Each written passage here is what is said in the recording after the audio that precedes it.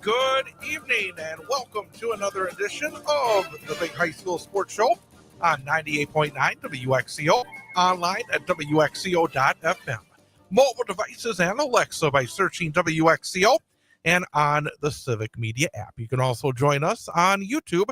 Go to youtube.com and the 98.9 WXCO channel on YouTube to watch and listen to the show as well. And if you are on YouTube, you would be able to see it's just me in the studio. Unfortunately, Jason Foster, my co-host, a family emergency or issue has come up, and unfortunately, he will not be able to be with us tonight. So hopefully everything will be A-OK with Coach Foster and his family, and he'll be back with us coming up next week. I do have on the other side of the glass my in-studio engineer and producer, Ian Welsh. Ian, good evening. Good evening, Chet. Are you going to jump in and add your perspective on all these high school football games? You've been following very closely, I'm sure, right? I can try to add a little perspective, but it won't be a lot. It's A-OK. But tonight we do have some guests. In fact, we have 3 guests coming in as we will be joined coming up.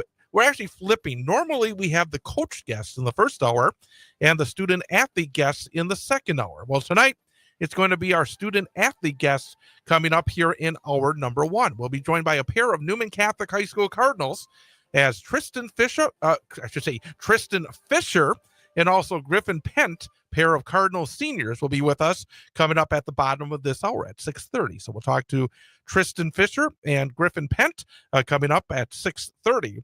And then at 7:06, it will be Jason Rick, the head football coach of Wittenberg-Burnhamwood High School. He'll be our coach guest for this week as well. So that's coming up. Our guests during the course of the program, Tristan Fisher and Griffin Pent from Newman at 6:30, and Jason Rick from Wittenberg-Burnhamwood at 7:06. But let's jump into the recap of last week. Yep, we are through 7 weeks of the football regular season. What that means is that in 11-player football, we have 2 more games remaining before the playoffs start. And in 8-player football, there is only 1 more game. This is the final week of the regular season, and the playoffs for 8-player will begin next week. Let's start off with the Wisconsin Valley Conference, a game that I had last Friday night, right here on 98.9 WXCO.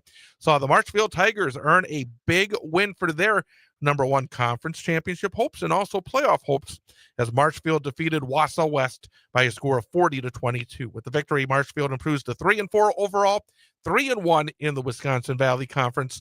The Warriors 4-3 overall, 3-2 in the WVC. This game was very even for much of the first half. In fact, the game turned during a short period at the end of the second quarter and then the start of the third quarter. With under a minute to go in the first half, Wausau West had a 4th down situation at their own 42-yard line. But a bad snap went over the punter's head. Warriors recovered it, but it was recovered at the 15-yard line. So with 42 seconds left in the first half, Marshfield took over 1st and 10 at the Warrior 14, trying to snap a 7-7 tie. 3 plays later, they were able to score, made it 14-7 at the end of the first half. Then on the first series of the third quarter, the Warriors threw an interception that was returned for a touchdown, and the 2-point conversion was good. It was 22-7, and then the Warriors fumbled the football away that turned into a Marshfield field goal. So 5 minutes into the third quarter, it was 25-7 Tigers with the advantage, and they were never threatened after that. Hayden Carlson had a big night on the ground for Marshfield, 174 yards on 19 carries, including 2 touchdowns. Cooper DePoint had a solid night rushing the football for Wausau West, 119 yards on 19 carries and a touchdown. So Marshfield, after a bit of a slow start, very tough non-conference schedule, now are in a tie for second place in the Wisconsin Valley Conference with their 3-1 mark with Stevens Point, just 1 game behind undefeated DC Everest. DC Everest is still undefeated in the conference, but they are still winless in non-conference because last week they played their conference crossover game with Chippewa Falls, and Chippewa Falls defeated DC Everest 35-14. So Everest now 4-3 overall, still 4-0 in the WVC. It's been a bit of a struggle this season for Chippewa Falls. They are 3-4 overall. They're 1-3 in the Big Rivers Conference. It was turnovers in this game. 4-0 edge in turnovers aided the Cardinals. Corbin Enzenroth, another 100-plus yard game for DCE. That's been a weekly occurrence for the Evergreens recently. Enzenroth had 30 attempts for 156 yards and a touchdown. Chippewa Falls ran the ball well as a team. They had no one runner that really jumped out, but they did run for 221 yards rushing as a squad. So DC Everest is still in very good shape when it comes to the conference race, but at the same time, they're hurting themselves in potential seeding for the upcoming playoffs. And the DC Everest Evergreens at 4-3 overall, it's not about winning a conference. It's about all the games that go into the computer that ultimately will decide where you are seated. And right now, this 4-3 overall mark will not help DCE. Stevens Point ended a 2-game losing streak. Stevens Point knocked off Eau Claire North by a score of 49-21 last week. 5-2 overall for Stevens Point, 3-1 in the WVC. Eau Claire North, 2-5 overall, 1-3 in the conference. And it was a massive offensive night for Stevens Point. They put up nearly 700 yards of total offense in the game. Quarterback Trent Breitbach hit on 20 of 26 passes, 375 yards and 3 touchdowns. Running back Tucker Phillips had 169 yards on 17 carries with 3 touchdowns. So Stevens Point, they had that tough loss against Wausau West 2 weeks ago. They lost to a very good Hudson team 3 weeks ago.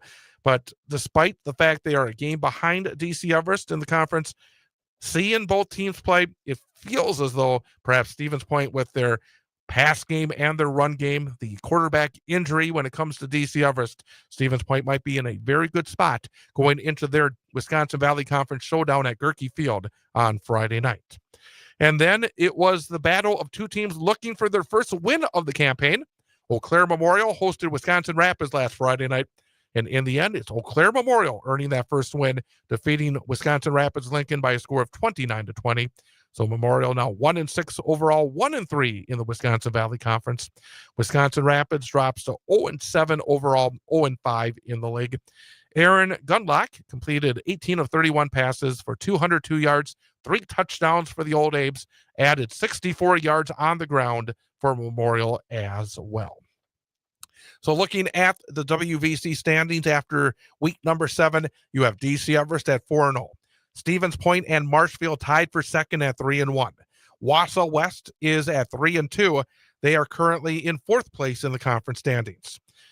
We have Eau Claire North and Eau Claire Memorial, both 1-3 in the conference. They are tied for 5th. And Wisconsin Rapids 0-5 in the conference, currently in 7th. Great Northern Conference, quite a battle at the top in the GNC. Mosinee stays hot. They defeated Rhinelander 41-14 last Friday night. So Mosinee maintains their hold on a share of first place in the Great Northern at 4-1. Mosinee now 5-2 overall. Rhinelander drops to 3-4 overall, and they are 2-3 in the Great Northern Conference. Treve Stoffel continues his outstanding play for Mosinee. 168 yards rushing on 12 carries, added 2 touchdowns as well. He was also 11 of 15 passing with 138 yards and a touchdown. So Mosinee, after that loss earlier in the campaign against Tomahawk, has really turned it around. Actually, I shouldn't say against Tomahawk. The loss earlier in the season came against Lakeland, but for Mosinee, it's been a real good role recently, and they moved into a 3-way tie for first in the conference. Rhinelander right now is have to play for their playoff lives the next couple of weeks. They're 2-3 in the conference. We have seen in recent years teams that get to 3 conference wins do get in, but there's no guarantee about that. So Rhinelander, if they want a guarantee of being in the postseason, will need to win their final 2 games. Tomahawk is now 4-1 in the conference, 6-1 overall, still tied for first after winning in Medford last week. Tomahawk 24, Medford 14. Medford, the defending conference champions, now 2-3 in the conference, 2-5 overall. Jet Riley had 98 yards rushing, 59 yards passing for Tomahawk. Will Wojcik had a nice night for Medford. The sophomore had 17 carries, 127 yards, and a pair of touchdowns. So Tomahawk continues their outstanding season, best season on the gridiron for a long time for Tomahawk. And Medford, like Rhinelander, finds themselves in a precarious situation when it comes to the postseason, needing wins in the final 2 games to clinch outright a playoff berth, and still an opportunity if they get to 3 conference wins, they could get in as well. Third team still atop the Great Northern Conference in that tie at the top is Merrill. Merrill, 4-game winning streak for the Blue Jays. They are now 5-2 overall, 4-1 in the conference after defeating Wausau East on Saturday 31-14 in a game that was heard live right here on 98.9 WXCO. Lumberjacks, 2-5 overall, 1-4 in the conference.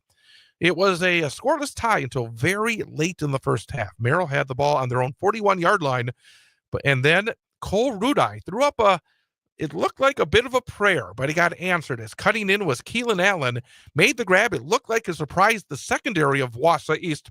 Allen was able then to break a tackle and go all the way to the house for that 59-yard touchdown reception, give Merrill a 7-0 lead at the half. Merrill would never trail after that. Kanan Yankee had 30 rushes for 173 yards and 2 touchdowns for Merrill. Wausau East got 117 yards rushing and a 76-yard touchdown run from Ian Stahl as well. And then Lakeland stays within 1 game of first place in the Great Northern Conference. They defeated Antigo on Friday, 21-7. Lakeland now 5-2 in the league, 3-2 in the league. 5-2 overall, 3-2 in the league. Antigo 1-6 overall, 0-5 in the GNC. Lakeland started off very quickly. Tyson Redmond had a kickoff return for a touchdown for the Thunderbirds. Levi Benversi had 21 carries, 91 yards for Antigo. So Great Northern Conference, quite a battle heading into the final 2 weeks of the regular season. You have 3 teams at 3-1, Mosinee, Tomahawk, and Merrill. The 1 game back at 3-2 is Lakeland. Then at 2-3, it is Rhinelander and Medford.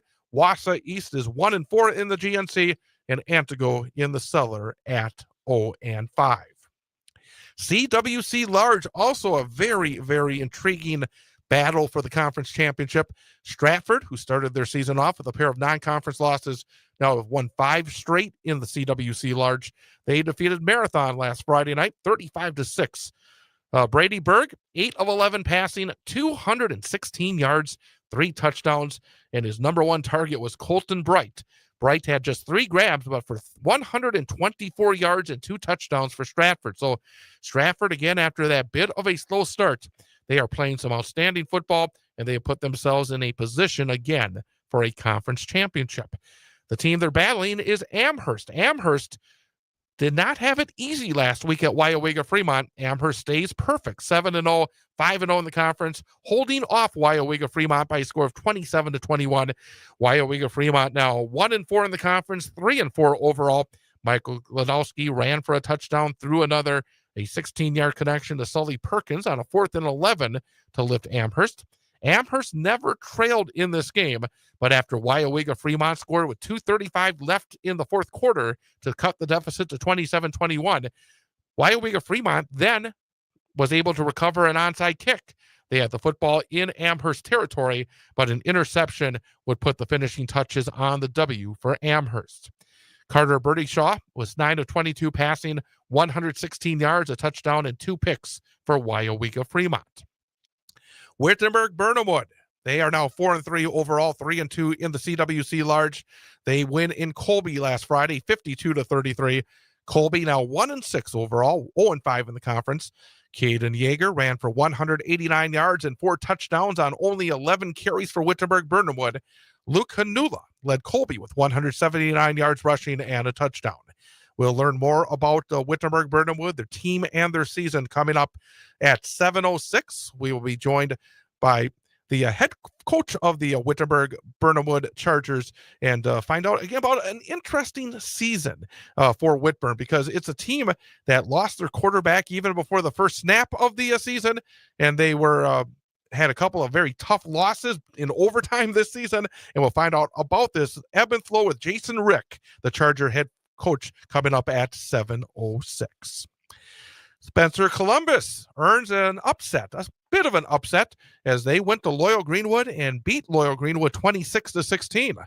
Loyal Greenwood started off the season 4-0. They're now 4-3, 2-3 in the conference. Spencer Columbus has been playing some very good football, battling some of the top teams in the league. They're now 3-4 overall and they're 2-3 in the conference. Spencer Columbus got 190 yards rushing on 32 attempts with 2 touchdowns from Jack Haper, while Caleb Hilgeman caught 3 passes for 121 yards and 2 touchdowns.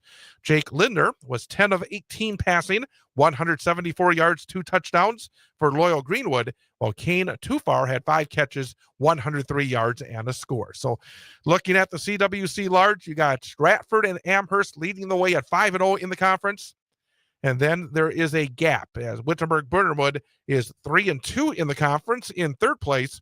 Then a number of teams at 2-3. You have Marathon, Spencer Columbus, and Loyal Greenwood. All those teams 2-3 in the conference. Those teams all trying to earn a quick finish to the season and get a spot in the postseason playoffs. Then you have at 1-4 in the conference, Wyowega Fremont, and Colby is in the cellar in the CWC Large at 0-5. In the Merrillwood CWC, Edgar continues to roll. Edgar still perfect, 7-0 overall, 5-0 in the conference. They roll past Iola Scandinavia on the Thunderbirds on home field, 55-0 last week. Iola Scandinavia 2-5 overall, 1-4 in the conference. Maverick Butt had 7 attempts for 124 yards and 4 touchdowns for Edgar. The Edgar defense allowed just 68 yards of total offense. Through 7 games this season, Edgar has allowed just 14 points for a 2 points per game defensive average. Auburndale and Abbotsford came in still right there in the conference race. In fact, Abbotsford going into the game last Friday was 4-0 in the conference, tied with Edgar for first place, but Auburndale roughed up Abbotsford 42-0 last week. Auburndale now 6-1 overall, 4-1 in the conference. Abbotsford 5-2 overall, 4-1 in the conference. The Eagles took charge early, led 35-0 at the half as Nathan Van Wy put up 224 yards rushing on the night on just 11 carries with 2 touchdowns. Chase Bowler had 9 rushes for 55 yards for Abbotsford. So big win for Auburndale. They are now tied with Abbotsford in the conference race. Pittsville beat Assumption by a score of 30-6. So Pittsville 2-5 overall, 2-3 in the league. Assumption 2-5 overall, 2-3 in the league. Dawson Luther ran the ball 18 times for 90 yards and 3 touchdowns for Pittsville. Riley Cornwell had 17 rushes, 135 yards, and a touchdown for the Assumption Royals. And Pacelli last week, they received a conference forfeit as Rosholt, of course, before the season even began, left 11-player football for 8-player football, but they were still part of the conference. So that meant that everybody that was scheduled to play Rosholt had to find either a makeup game or take a week off. And Pacelli decided, hey, they wanted to play. So they faced off against Aurora Catholic Central, a team from Northern Illinois. And Aurora Catholic Central defeated Pacelli by a score of 41-6. So Pacelli drops to 2-5 overall. They are 2-3 in the Merrillwood CWC. Zane Phyllis had 90 yards rushing on 20 attempts to pace Pacelli. So that's the CWC Merrillwood, and conference standings have Edgar at 5-0. Then a tie for second between Auburndale and Abbotsford at 4-1. And then a log jam at 2-3. You got Pittsville, Assumption, and Pacelli. And at 1-4 is Iola Scandinavia. In 8-player football, in a game that was heard on 98.9 WXCO and the Sports 2 stream last Friday night, it was homecoming for the Newman Catholic Cardinals. Newman defeated Port Edwards by a score of 48-6. Newman now 5-2 overall, 4-2 in the CWC 8. Port Edwards 1-7 overall, 1-5 in the CWC 8. Newman got some big nights from running back Eli Fight and quarterback Michael Fox. The freshman Fight ran the ball just 6 times, but gained an amazing 185 yards and scored 3 touchdowns. So some quick math, that means that is more than 30 yards an attempt for Eli Fight on the ground. And in addition, he had a 54-yard touchdown reception as well. Fox was very efficient throwing the football, hitting on 10 of 11 passes for 225 yards and 2 touchdowns for Newman. Also in the CW8, it was a big game at the top of the league. Marion Tigerton moved into solo first place in the conference with a 57-24 win over Tri-County. Marion Tigerton now 6-1 overall, 6-0 in the conference. Tri-County drops to 5-2 overall, 5-1 in the conference. Braylon Milkey had 188 yards on the ground with 4 touchdowns for Marion Tigerton. And also for Central Wisconsin, in terms of 8-player football last week, Athens lost a high-scoring affair at Phillips by a score of 52-40. Athens falls to 5-2 on the season, despite a big night rushing by Evan Paseo. Paseo, who was a guest here on this program a couple of weeks ago, had 204 yards on the ground on 35 carries with 4 touchdowns. So there's the recap. It's a lot easier doing the recap when Jason Foster is around. I'll tell you that much. But again, if you're wondering where Coach Foster is, he had a family issue that came up, so he's unable to be with us here tonight, but he'll be back next week. But we got through all the action. Did I do okay, Ian? You did very good. Absolutely. That's what we like to hear. So we will come up a little bit later on with our preview of week number 8. We'll give you a look at the schedule, some of the big games, lots of playoff possibilities out there, conference championship possibilities, a really big week number 8 coming up. As I said earlier, 2 weeks remaining in 11-player football, and in 8-player football, there is just 1 regular season game remaining. This is it. After Friday night's games, we will know who the 32 teams are in 8-player football's playoffs. And this year, it is different. This is the first year that, like the 7 divisions in 11-player football, that 8-player will have 32 playoff teams. And they will start their playoffs in week 9 while the 11-player teams are finishing up their regular season. And they do that because the 8-player championship game is always the Saturday before the 11-player championship games that are played in Madison. So we will look ahead to a week number 8 action later in the program. Again, coming up at 7:06 tonight, it will be our coach guest from Wittenberg-Burnhamwood High School, head coach Jason Rick. But coming up after we take a 2-minute break, we'll have our student athlete guest for this week from Newman Catholic High School seniors Tristan Fisher and Griffin Pent. Along tonight with Ian Welsh, I am Chad Holmes. It is the Big High School Sports Show on 98.9 WXCO. This week it's homecoming at Wausau West, and the Warriors football team will look for a gridiron victory over Eau Claire Memorial. Hear all the action live from the Cloverbelt Credit Union broadcast booth, starting with the pregame show at 6:35 p.m. and the opening kickoff at 7 on 98.9 WXCO, online at WXCO.FM, mobile devices and Alexa by searching WXCO, and on the Civic Media app. Wausau West football on 98.9 WXCO is brought to you by Sun Printing, the Wausau West Athletic Department, Wisconsin Valley Flag Football, Featherstone Cabinetry, the Wausau West Gridiron Club, K5 Construction, Rocket Industrial, and the Cloverbelt Credit Union. It's Wausau West football against Eau Claire Memorial, Friday, live from the Cloverbelt Credit Union broadcast booth at Tom Field, starting with the pregame show at 6:35 and the opening kickoff at 7 on 98.9 WXCO, online at WXCO.FM, mobile devices and Alexa by searching WXCO, and on the Civic Media app. Transform any home with the finest craftsmanship in custom cabinetry for the kitchen, bathroom, or closet. At Featherstone Cabinetry and Design, they bring each client's vision to life from concept to completion through expert design and professional installation. Choose Featherstone Cabinetry and Design for all home upgrade needs, proudly serving customers from their locations in Rothschild and Minocqua. Visit www.featherstonecabinetry.com.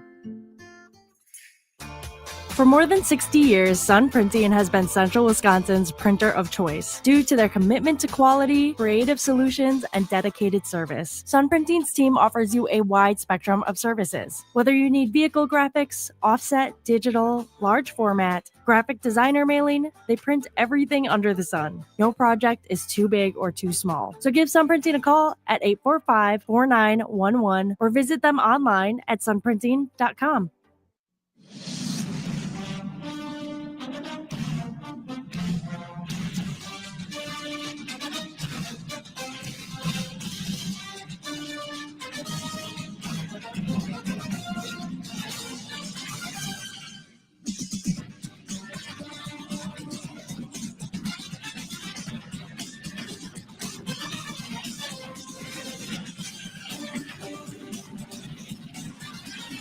And welcome back. It is the Big High School Sports Show on 98.9 WXCO, online at WXCO.FM, mobile devices and Alexa by searching WXCO and on the Civic Media app. Moving some microphones around here in the studio, I am Chad Holmes, along with Ian Walsh, our producer, as it's time now for our student-athlete guests. Again, this week, we have flipped them around because Coach Jason Rick of Wittenberg-Burnhamwood had said, well, I can't really make it at 6:30. Could you do it closer to 7? I said, absolutely.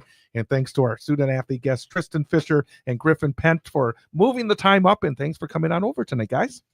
Thanks. Absolutely. Thanks for having us. And Tristan, get closer to that microphone. We got to make sure everybody can hear you out there.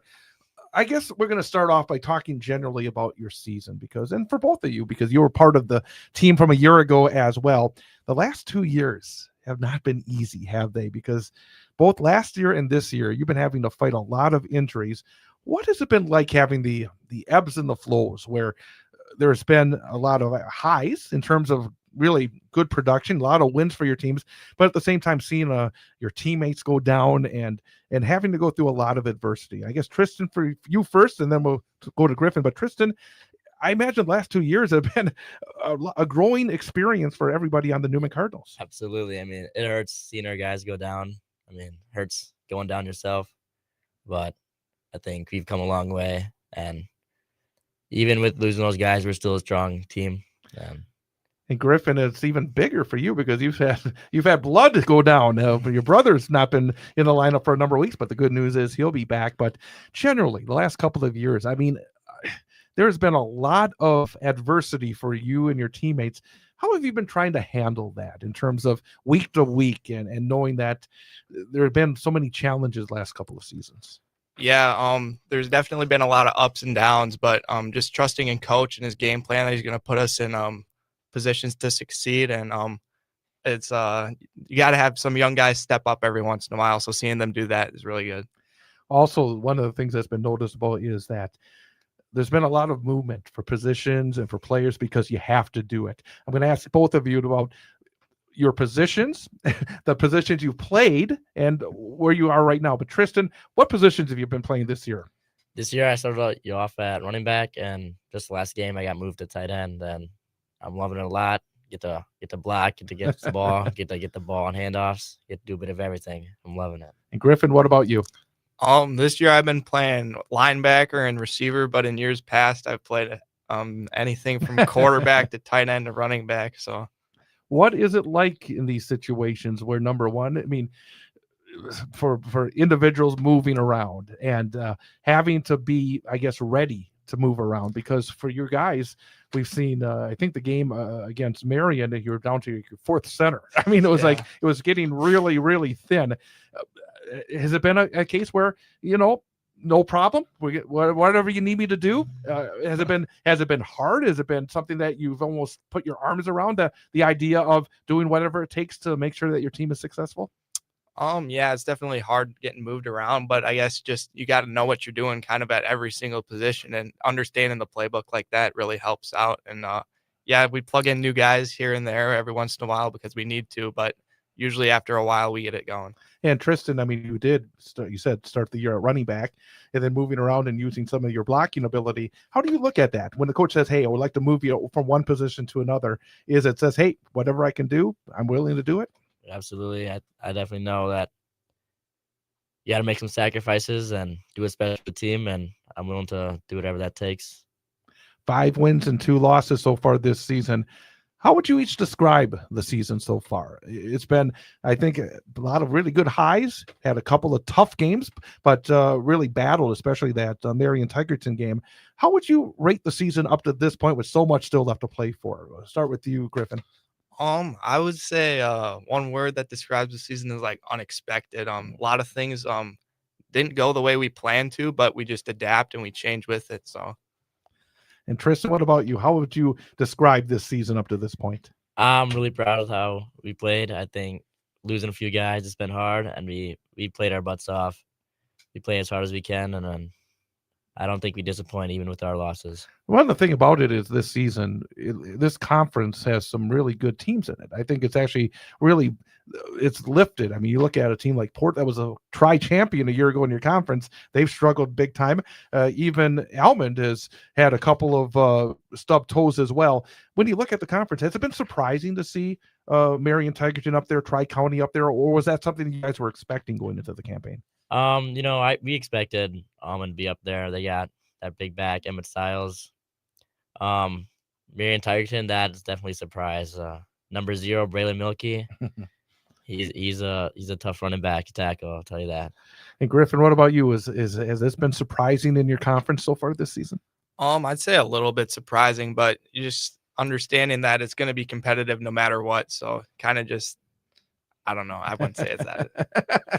Again, we're talking to our student athlete guest this week, Tristan Fisher and Griffin Pent from Newman Catholic High School here on the Big High School Sports Show on 98.9 WXCO. We'll talk more about the game coming up on Friday and football generally, but wanted to ask each of you, what other sports are you involved in at Newman Catholic? Tristan first. I'm just involved in football and track. What are you involved in track, or what do you do? I'm a big hurdle guy. And Griffin, what about you? What other sports are you involved in? I play basketball, and then in track, I usually run sprints and relays. Multi-sport athletes are the norm at Newman because I think you're hovering around 100 students at the school. So I think the sense is that everybody the coaches are going to come after you and say, hey, come on out. But at the same time, there's great opportunities. Would you describe maybe the opportunities that each of you have at Newman Catholic? Is it something that you really are able to put your arms around? Because having a low student population does mean great opportunities. Griffin, what about you? Yeah, no, it's fun to be an athlete year round and kind of just change it up. It keeps things new and keeps things fresh. But just you kind of during the summer, you got like quite a lot of stuff going on. So do you have a favorite of the 3 sports you're involved in? I'd say basketball. Why basketball? It's always been basketball in my life, and I started from a really young age, and I just loved it ever since. And Tristan, football or track? Football, 100%. Why football? I don't know. I just grown up playing football. Nothing but love for the game. Watching on TV, playing it at halftime for the Packer games. Mm-hmm. Well, let's talk about outside of sports. What's your favorite class? Tristan, what's your favorite class at Newman? Yeah, got to go anatomy. Why anatomy? I don't know. I loved my teacher. Who's your teacher? Give a shout out. Mrs. Gasper. I just love, there's just so much to learn in that class. A lot of homework, but it's worth it. And Griffin, what about you? Do you have a favorite class?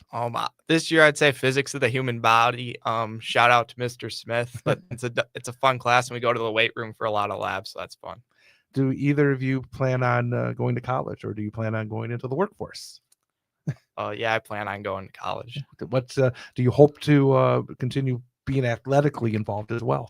Yeah, I not in that sense, but I kind of want to be a physical therapist, so kind of just going along with that.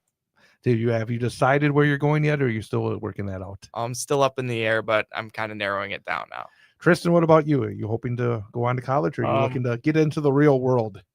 I'm hoping to go to college, but still playing it by ear. I really don't know yet. It's more time, I guess. For both of you, in terms of as a senior and sounding like that, perhaps this will be the last time you have an opportunity to put on the pads, because football is a little different than some other sports. I mean, you see guys going out to Sunnyvale still playing ball sometimes, but with football, it's hard to have those kind of leagues once you leave either high school or the few that get lucky enough to go to college and play football. What are you going to miss about not playing football in this kind of environment with a team, with the pads, with the official feel of a Friday night? Tristan, what do you think you're going to miss most about that? Going out there playing in front of the fans on a Friday night is nothing like it. Gives me chills every time just thinking about it. Griffin, what about you? What are you going to miss about the Friday nights of being involved in football? I'd say just the team aspect of the game. You grow really close with the guys over the season, and it's kind of hard to believe that it's almost over. So, absolutely. When you look at high school athletics, the people that aren't involved in it, what maybe outside the competition, what is the best part of being part of a team in high school, whether it's football, whether it's basketball, whether it's track and field? Is there something that really is sort of outside the lines that is special as well, the camaraderie and the things like that?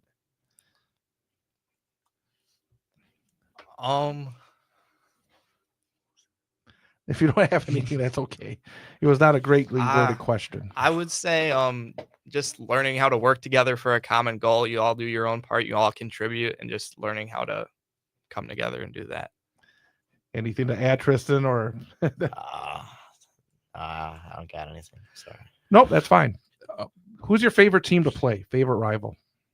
Because they're different. I guess for you, Griffin, it's different from football and basketball. Because in the basketball season, you're in the Merriwood Conference. Here in football, you're in the CW8. Maybe a favorite football rival, and then maybe a favorite basketball rival. My favorite football rival. We like playing Almond. I mean, those games are fun, kind of really intense. But and then basketball, I'd say Assumption and Marathon probably. So. And Tristan, do you have a favorite football rival? I agree with Griff. Definitely Almond is definitely we compete. Yeah. Just 1 week to go in the regular season. Tri-County on the road coming up on Friday night. That's a team that's had a very good season. They're like you, 5-2. They've just lost their first conference game last week against Marion Tigerton. As you've prepared for the game on Friday night, Tristan, what has jumped out? Especially, you've been on the offensive side. Defensively, how do you feel the matchup is for the Newman offense against the Tri-County defense? We just got Damian back, best linebacker by far, and I mean, we've been flowing to the ball so well this week. The juice is back, the energy is high. I think defensively, it's going to be rough for Tri-County. And Griffin, what about you? What have you been seeing in terms of preparation for Tri-County? What are the things that perhaps that you're seeing and that you think your team is going to have to do well in order to earn a W? We've done a lot of scouting. We know what's coming, and I think one of the big things is just finishing off plays, finishing tackles, and remembering our scouting reports. So. This year is different because it is 32 teams going to the playoffs instead of 16. And right now, Newman is in good shape. It looks like you're going to be playing some postseason football. As you look forward and knowing what is coming back for your team and what you've been able to do and maybe not do this season, what's the biggest area that your team has to be better at in order to make an advancement in the playoffs? Because obviously it's going to be everybody's going to earn their spot in the postseason. What are the things that your team has to do better when you get to the postseason, including this Friday against Tri-County, in order to keep the season going as long as possible? I definitely just doing the little things right, like finishing tackles, finishing blocks, and just trusting that the play is going to develop and trusting that coach is going to put us in the right place. Anything else that stands out, Tristan, that your team has to be better at? No, I think it's just focusing on the little things. Coach will win us that game. We just got to make sure we get the little things right. You're both younger as the Cardinals are winning state championships. What do you remember about seeing that? And what would you like to, your last go around here, to try to make some more memories here in the postseason? Do you recall the thoughts when these Newman Cardinals are winning state championships? Anything that stood out to you? I'd say the biggest thing is just how much fun they had out there playing with each other, and just how they stuck together as a team. And we need to do that going into the postseason. And Tristan, what about you? Do you remember anything about those state tournament championships for Newman Catholic and things that you want to kind of earn for yourself in the next number of weeks? No, I do not. I actually was not part of Newman. Oh, you weren't? But when did you come to Newman? I came here, started sophomore year. Oh, yeah, freshman year. That's right. So you're short. Well, let me take it a different direction. What has been maybe the best thing about coming to Newman, being the last 3 years now? What opportunities maybe, or anything that else that jumps out that, hey, this really has worked out well for me? Just opportunities, meeting new friends. I like that. I mean, we got a good group. I feel really close with this group. We got each other's back. Griffin, and I think a lot of folks who may be watching here may have seen the television story just recently about you and your siblings. I mean, 1 of 4. Yeah. I mean, that's amazing, and all part of athletics at Newman. What has that experience been like, especially being able to play with your brothers on the football field, but have the entire family dynamic involved here for the last number of years at Newman? Yeah, definitely thinking about it. It's crazy, but I just growing up like this, you think it's normal, but definitely playing with Damian and Everett is the best part of playing football. So For folks that would never go through growing up in a home with quadruplets, is that the right term? Quadruplets. How did you and your parents and your siblings do it? Anything jump out? But you just said it's probably normal to you, but was it at times difficult when you had 4 at the same time, at the same age, going through the same things at the same time? Yeah, I mean, I hear stories about how hard it was when we were little and how taking care of us, like getting us to go to bed on time, was pretty crazy. But yeah, I don't know how to think of it anyway else. So let's get to our final question, because what we do is we always ask, especially the seniors who have been around the block a couple of times, our final question, which is based on your experiences. You've had learning experiences over the last number of years. For somebody that's just starting their journey at Newman, whether it's a freshman or a sophomore, being involved in athletics, what piece of advice would you give that young person based on what you've learned over the last number of years? Tristan, you'll go first.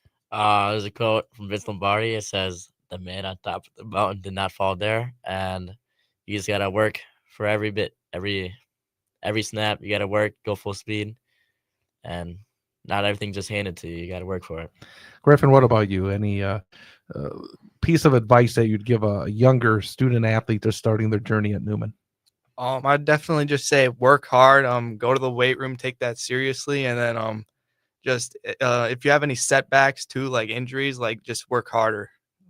Very good indeed. And you've seen that plenty of those injuries around Newman Catholic the last couple of years, but still battling hard and fighting and having a great season a year ago and having a great season so far this year, 5-2. Best of luck against Tri-County on Friday night. Best of luck when you find out what the playoff bracket looks like this coming weekend, and hopefully a nice long run. And best of luck as you both participate in future sports at Newman as well. Yep. Thank you. You bet. Again, Tristan Fisher and Griffin Pent, our student athlete guests from Newman Catholic here on the Big High School Sports Show. Again, coming up at 7:06, we will have our coach guest for this week, and flipped it around for the second hour. It will be Wittenberg-Burnhamwood head football coach Jason Rick. That is, again, coming up at 7:06. But we'll take a timeout, come back with more here on the Big High School Sports Show on 98.9 WXCO. On Friday, the Newman Catholic High School football team wraps up the regular season and looks to secure a playoff spot at Tri-County. Hear the game live from the Cloverville Credit Union broadcast booth on the Sports 2 stream of WXCO.FM and on the Civic Media app, starting with the pregame show at 6:40 and the opening kickoff at 7 p.m. The game will also air on a tape delay basis following the Wausau West game on 98.9 WXCO. Newman Catholic High School football is brought to you by the Newman Catholic Athletic Booster Club, Sun Printing, Wisconsin Valley Flag Football, Rocket Industrial and the Wausau Business Show, and the Cloverville Credit Union. It's Newman Catholic High School football at Tri-County, Friday night, live from the Cloverville Credit Union broadcast booth, starting with the pregame show at 6:40 and the opening kickoff at 7 p.m. on the Sports 2 stream of WXCO.FM and the Civic Media app, and on tape delay following the West game on 98.9 WXCO. Thanks to the Wausau West Athletic Department for their continued support of our broadcast of Wausau West Warrior Athletics on Bull Falls Radio 98.9 and 1230. Thanks for listening to our broadcast on the radio, but we want to see you out and about cheering on Wausau West student athletes in action. To find out your next opportunity to see the Warriors, go to WisconsinValleyConference.org and click on Wausau West.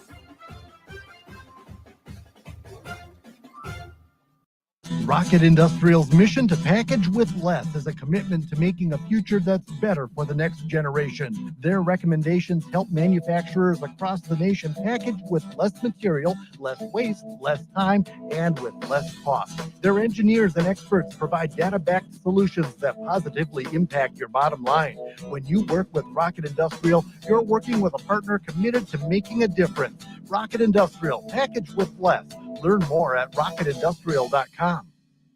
Thanks to Wisconsin Valley Flag Football for their support of football broadcasts on Bull Falls Radio 98.9. Wisconsin Valley Flag Football is a league for 3rd through 6th graders in central Wisconsin.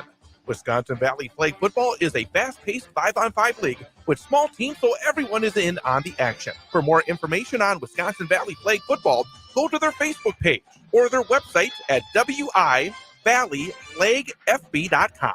That's wivalleyflagfb.com. Looking to turn your dream home into reality? K5 Construction is here to make it happen. From complete home builds to interior remodeling, decks and exterior upgrades, they handle it all.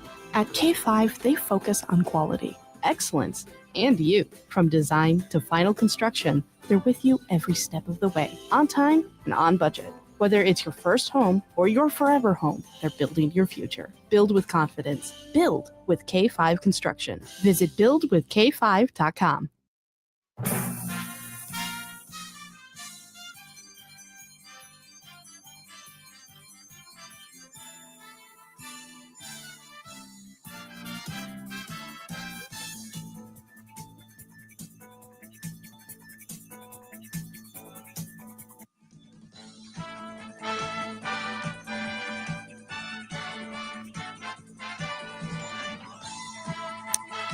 And welcome back. It is the Big High School Sports Show on 98.9 WXCO, online at WXCO.FM, mobile devices and Alexa by searching WXCO, and on the Civic Media app. You can also catch us on YouTube. Go to youtube.com and search the 98.9 WXCO channel. We also stream our show here on YouTube as well. I am Chad Holmes, again flying solo tonight in terms of the studio, as my co-host, former Wausau West High School football coach Jason Foster, unable to be with us tonight, but he'll be back coming up next week. Again, coming up later in the show at 7:06, we will be joined by Jason Rick, the head football coach at Wittenberg-Burnhamwood, and then we'll also preview the week number 8 action throughout central Wisconsin as well. Also wanted to give you a little bit of a peek on where some of these teams stand. This year, there is a new playoff matrix in the WIAA. And some folks smarter than I have put it all together in terms of a snapshot. And this is not where it's ultimately going to end. This is just a snapshot of where the teams stand after 7 weeks of play. And it's from Andy Lavoy, ANDYLAVOY.com, AndyLavoy.com. You can go check that out, that website, as he has an unofficial rankings using the matrix. Was able to take what the WIAA has said is the matrix for this year to try and fix maybe a few of the head scratchers when it came to playoff seedings in the last couple of years. But looking at where some of our area teams are standing, starting with the 8-player. We just talked about the Newman Cardinals, but according to AndyLavoy.com and the 8-player playoff matrix unofficial rankings, you got Newman Catholic at number 14. And it's 32 teams that will advance to the playoffs. So if this is correct, and if the season was ending today, which it is not, it's not ending until after this week's games, Newman would have a home game. They would be a number 4 seed. And according to the matrix, they would be number 4 seed would take on a number 5 seed. And in this case, in fact, one of the interesting aspects, because it won't stay the same after this week, but going into this week, according to this matrix, it would be Newman Catholic against Tri-County. Well, Newman Catholic plays Tri-County this week. So according to the matrix, this could be a playoff preview. Again, we don't know how it's all going to end up because the point totals change after the action is completed on Friday. But right now, Newman and Tri-County would be a 4 and a 5. So obviously it's a rather even matchup that will be played on Friday night. It's a game that will be broadcast live on the Sports 2 stream of WXCO.FM and the Civic Media app, Newman at Tri-County, starting with the pregame show at 6:40 and the opening kickoff at 7 p.m. Right now, in a player, according to the unofficial playoff matrix rankings, Flambeau is number 1. Oakfield is listed as number 2. Lena St. Thomas Aquinas 4th. Gilman, number 5. Marion Tigerton from the CW8, number 5. So again, another team from our area, Athens, is currently listed as number 13. Other teams from the CW8 include Alman Bancroft, number 17. Some other teams that are familiar foes to folks around here. Owen Withy, the defending state champs, number 21. So, again, those are some of the looks. And again, go to andylavoy.com if you want to see the entire listings of these teams. Division 1, we have some area teams, of course, including Wausau West. And right now, Wausau West, number 29 of the 32 teams listed in the unofficial rankings of teams that would be in the playoffs. So Wausau West, if the season were to end today, and as I said earlier, the season is not ending today, got some opportunities to move up or move down, whatever may happen. But Wausau West, if the season ended today, would be a number 8 seed, and according to the Matrix, would be playing Neenah from the Fox Valley Association in the first round of the playoffs. DC Everest from the Wisconsin Valley Conference, number 1 team in the WVC at this point, number 22, according to this Matrix, and they would be a number 6 seed if the season ended today, and they would be going on the road, which they did very well last season, winning 3 road games en route to the state semifinals. And if the season ended today, they say they would go to Bayport. And that is, in fact, that would be a rematch of the state semifinals from a year ago. It was DC Everest falling to Bayport in the state semifinals in Division 1. Stevens Point, despite their 5-2 record, because of that loss to Wausau West, actually behind Wausau West at number 30 in these rankings as well. So, again, that's some of the teams involved in our area from Central Wisconsin in Division 1. We got some teams from our area in Division 2 as well. The Marshfield Tigers from the Wisconsin Valley Conference are in Division 2, and they are number 27 currently in the rankings. So they would be a number 7 seed if the season ended today. And a number of the teams from the Great Northern Conference are involved in Division 3. You have teams that, including Lakeland, which is number 12 ranked in Division 3, according to the Matrix unofficially at this point. Lakeland would be a number 3 seed if the season ended today. Again, it does not. Merrill, right behind at number 13 in those rankings, would be a number 4 seed. You have as well Medford, even with their 2-5 record, right now they're listed 27. They would be listed as a playoff team if the season ended today. And Wausau East just outside at number 34. Rhinelander just outside at number 33. But these teams still have opportunities to improve themselves and move into the top 32 before all is said and done. So again, lots going on in the last couple of weeks as teams try to work their way into the postseason playoffs. Again, if you want to see what these unofficial Matrix rankings are, go to andylavoy.com and you'll be able to take a look. And it's interesting stuff to look at as we head towards the end of the regular season. Coming up, we have a news update at the top of the hour. And then right after the information update in the news, we will be joined by the head football coach of Wittenberg-Bernewood, Jason Rick, coming up. And that will be coming up here in just a few moments at 7:06. I am Chad Holmes, along with Ian Welsh. We'll be back with hour number 2 of the Big High School Sports Show coming up here on 98.9 WXCO.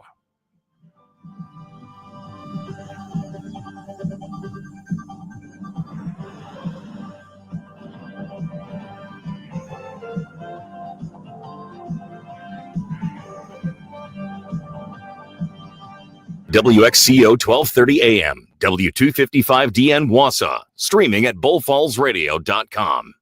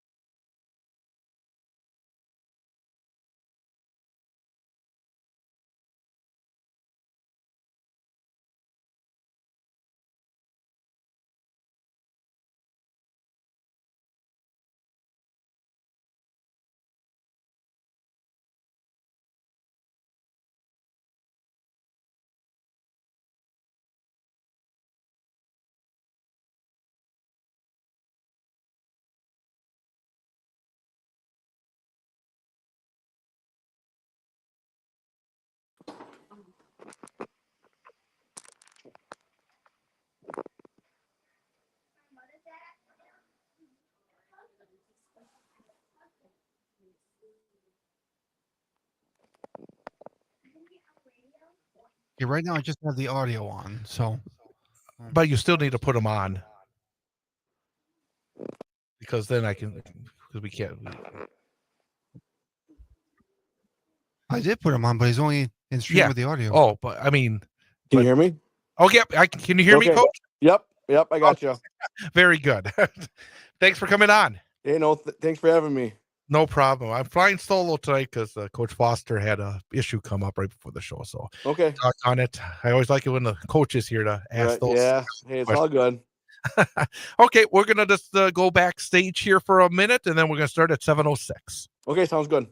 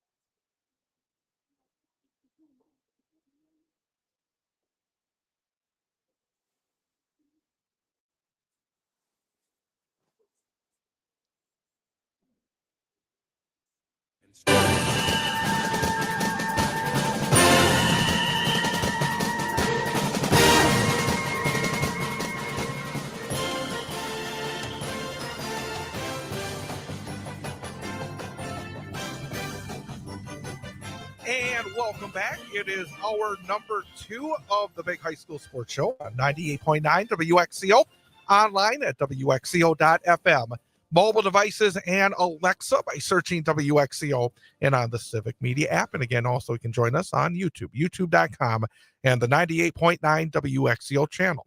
Also, don't forget that if you missed the program, we are available as a podcast by either going to WXCO.FM and or to civicmedia.us. Go to the show pages there. Or if you're on Spotify or wherever you get your podcasts, just subscribe to the Big High School Sports Show, and you can listen to our previous episodes and this episode as well later on this evening. Again, I am Chad Holmes, flying solo tonight as Coach Jason Foster unable to be with us tonight.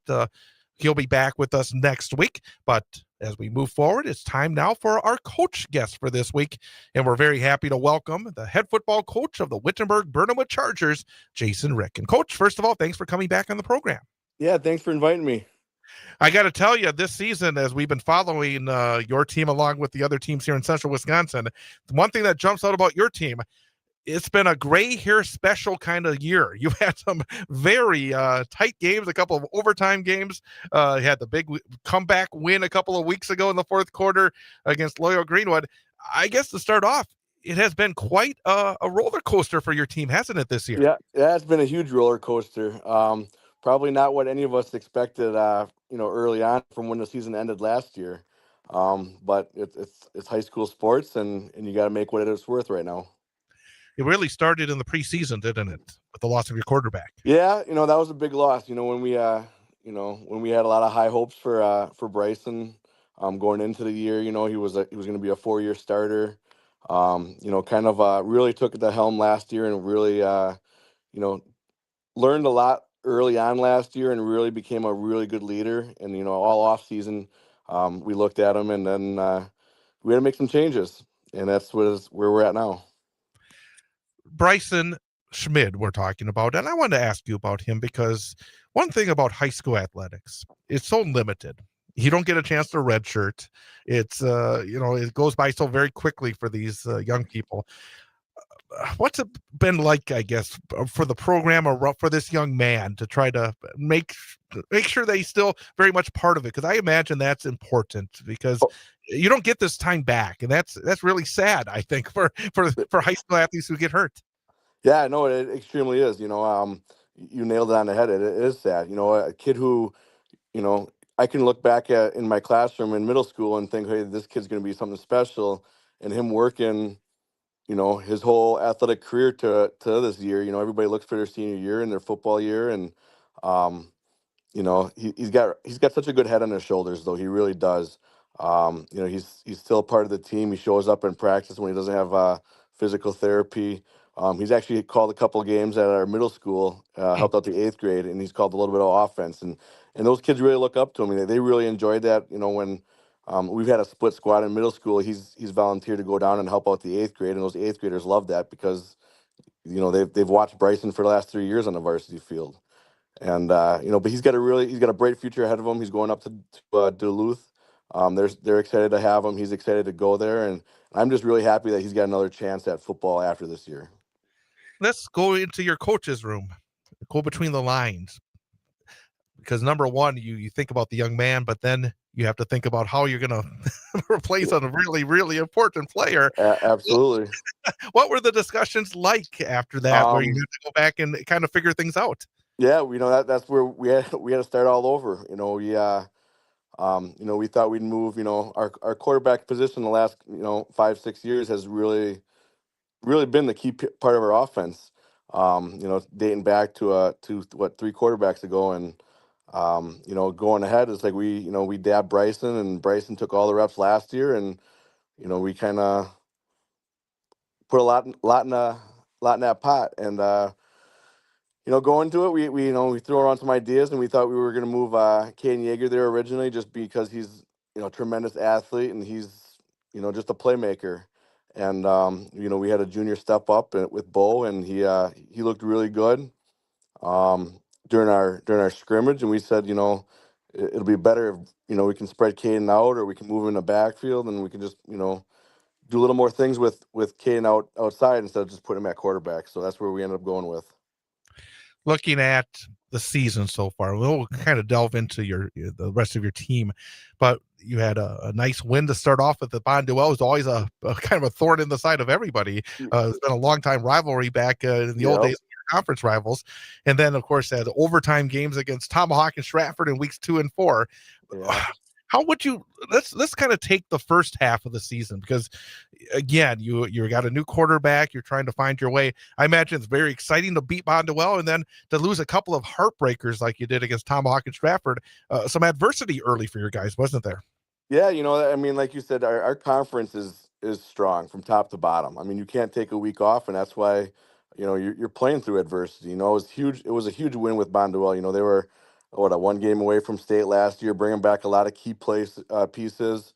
So that was a good win to get out on top, especially like you said with a new quarterback, and trying to find our way. And then on Tomahawk, we knew that they were going to be a good team. That coach up there has done a tremendous job of turning that around, and those kids have bought in, and we knew that they were going to be a juggernaut and a tough, hard-nosed opponent. And we come down to getting an extra point blocked, or maybe maybe twice that game. You take away that one play or two extra points, we don't go to overtime, and we ended up winning the game. But you're only as good as your last play, and the next play is always the biggest, is what I tell the kids. And learning moving forward, we beat Wega, which was a good, very good athletic team, and so get back on. And then Stratford, we knew what we were going to get with them, and again came down to a blocked extra point early on, and granted they missed one later on too, but just got to capitalize on them. We gotta, we could have really easily folded, and Loyal Greenwood came in with one loss, and they were another tough team too. And I think a lot of as soon as you lose your leader, people can or get ready to jump on your back, and that's what we're going to get everybody's best, and we got keep going one game at a time now.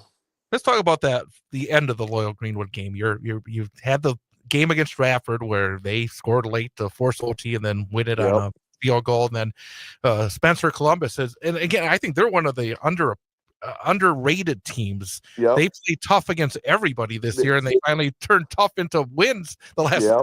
couple of weeks, including against your team. Yeah, And then you all of a know, sudden, yeah. No, You guys- no, you nailed it on the head. I mean, Jason Gorst over there does a tremendous job getting them ready, and they have a really good running back. And give them the ball, and good things are going to happen. And we just, it was a game of, what do they call it, Murphy's Law, where everything could go wrong, went wrong.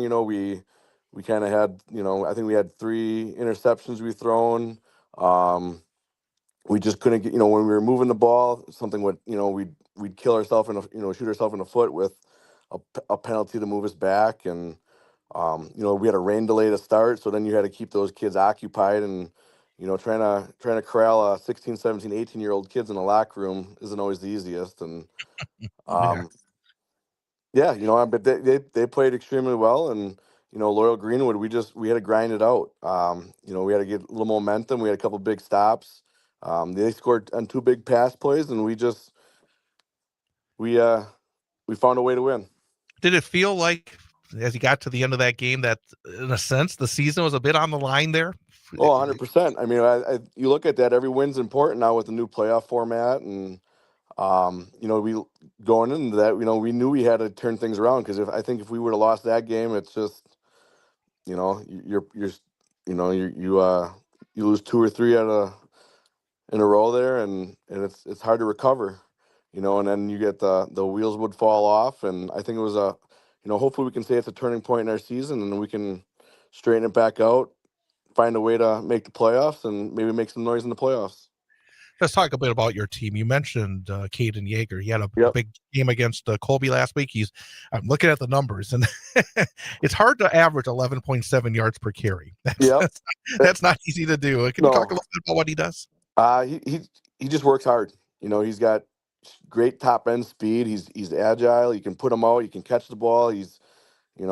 Early on we weren't giving him the ball enough, and that's why we had to change some roles around and try to move some people around. And we just, if they stop Caden 10 times, there might be 2 or 3 times that he busts out for a big one, and that's kind of what he's been doing. He always looks to hit the home run, but we got to keep telling him, hey, just one play at a time, and those good things will happen. But you get him out in space, he's hard to catch. One thing that kind of jumps out as well is that while he does have 782 yards, you have Bo Davis with 407 and Alberto Sanchez with 323. I imagine that kind of balance does help that offense immensely. Yeah, tremendously. Bo's getting it. Bo's doing a great job of not trying to be Bryson Schmidt. He's not him as a quarterback and as a player himself. Like, he's got to make his own identity. And I think that's, it's hard to follow a kid like that, but Bo's doing a great job of keeping people honest and getting the yards that they give to him.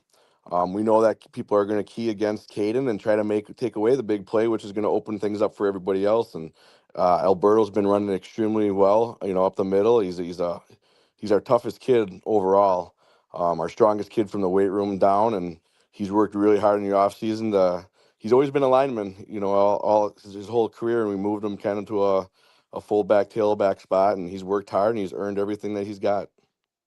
Let's talk about the line, because I know that Eddie Nowinski had been somebody that was very good in the run up. Is he still doing the job up front? And generally, your line. Yep, it's nice to lean on those guys a lot, because we returned 4 out of our 5 starters, and all those guys have played healthy. They battled some sicknesses, but overall, we really lean on Eddie. His leadership, and his football IQ. He's a great kid. I'd love to. I'm really hoping to see him play next year in college somewhere. I think you get him in the right program, and they're gonna add size and add strength to him. And he's just a kid that works hard, and he knows the game of football. And the line up front, like he's a leader to all the 5 of those guys. We kind of go through him. Who are some of the other guys up front that have been doing the job? Yeah, they don't get talked about enough. No, they don't. And that's, you're gonna win every game, up front. Between the trenches, offense, defense. Mason Wiersb's our center. He's a kid that just loves football, loves studying, wants to do well all the time. Henry Egging plays the tackle. 2-year starter, and George Sigmiller too. He's a good wrestler. He actually golfs too.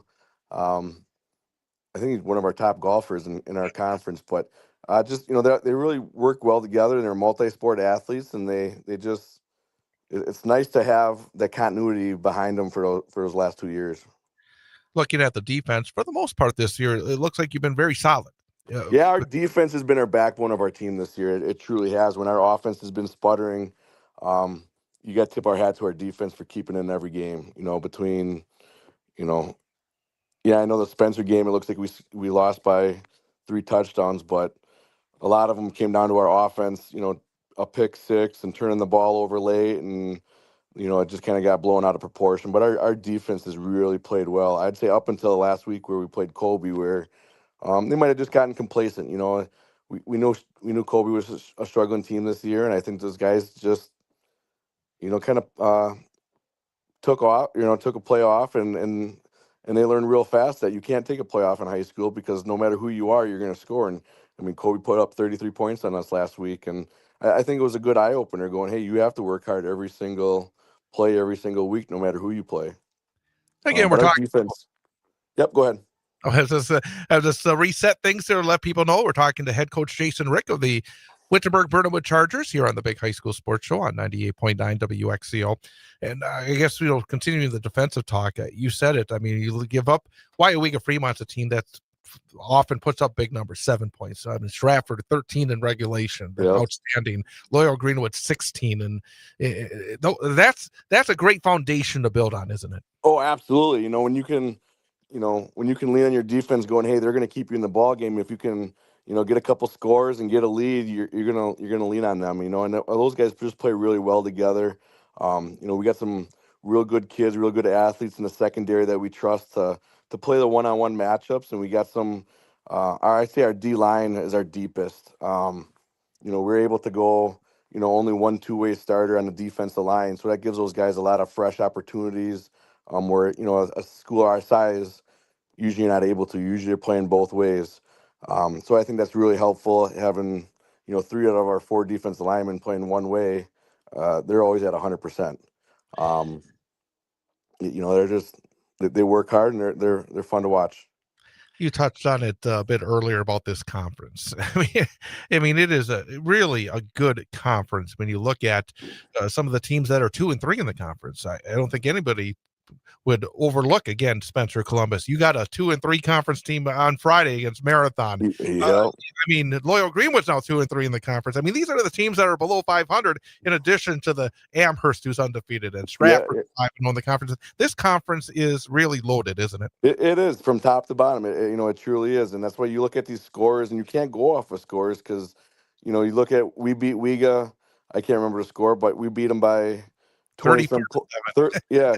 And then also they have a dogfight game against Amherst last week. Yep. But then 2 weeks ago they get blown out by Marathon. It's like, well, it's high school sports. You got to show up. You gotta preach to those kids that everything matters. What they do. If they take a playoff, it's just gonna expand, and it's gonna lead into another thing. And it's just, anybody's beatable. You got to show up. You got to study it, and they got to practice hard all week. Well, let's talk a little bit about these last 2 games, because Marathon looks like a much improved team. I mean, they had a couple of last-second losses early against Auburndale and against Loyal Greenwood, or else they could be, having an outstanding record this season. Yep.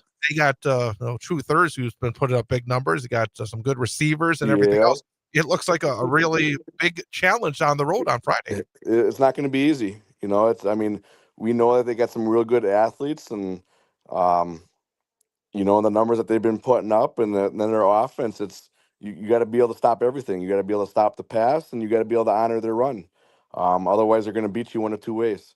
So you got to respect them, and they're going to be a good team. We don't expect a lopsided game on either side of the ball. It's going to be a grind. It's going to be. I hope that our guys show up and they're ready to play, and they've worked hard this week, and I think they know what's at stake, and I think they know how important a win this week is.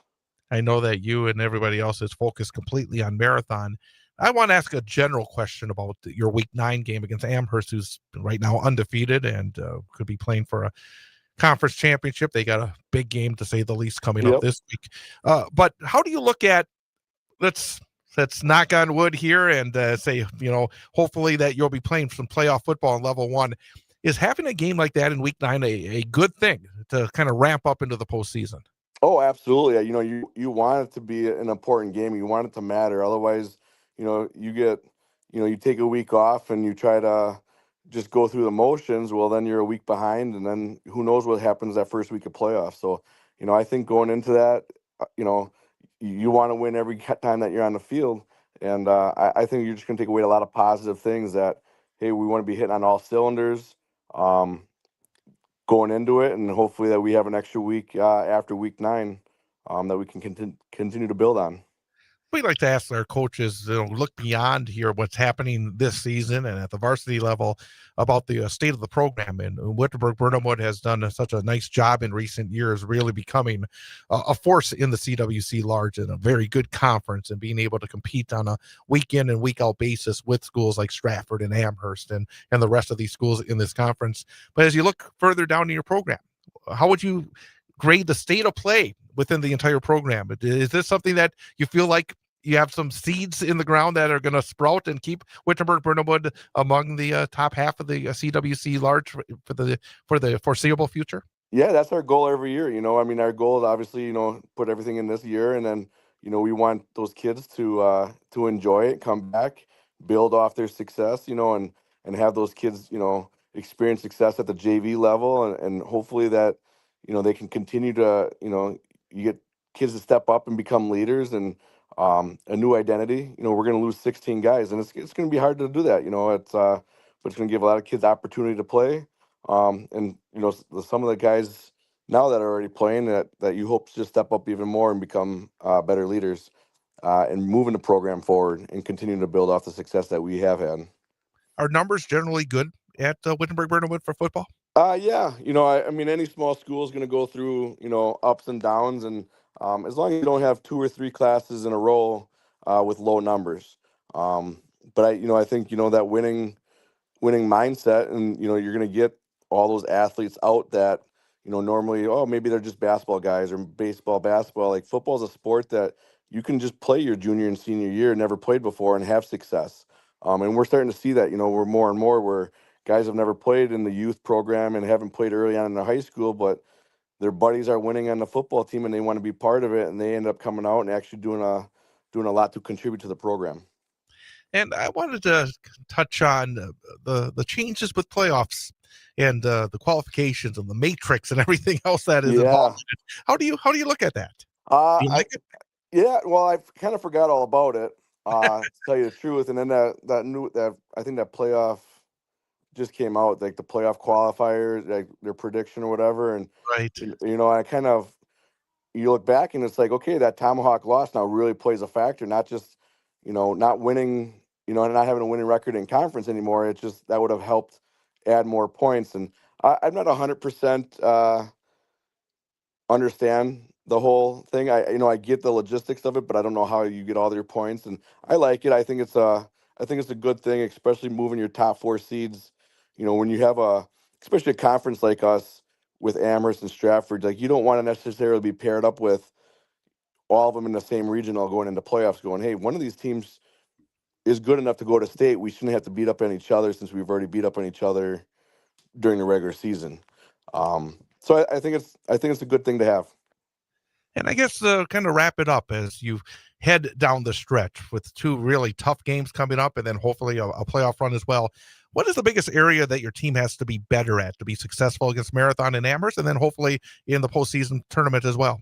Yeah, we just can't beat ourselves. That's just kind of been our early thing on. I think a lot of in the past we've relied on Bryson's experience to kind of get us out of jams, and now we're realizing, hey, we can't have that 3rd and 1 where we have a false start and push us back 5 more yards. Like, we need to clean it up, and we can't be shooting ourselves in the foot.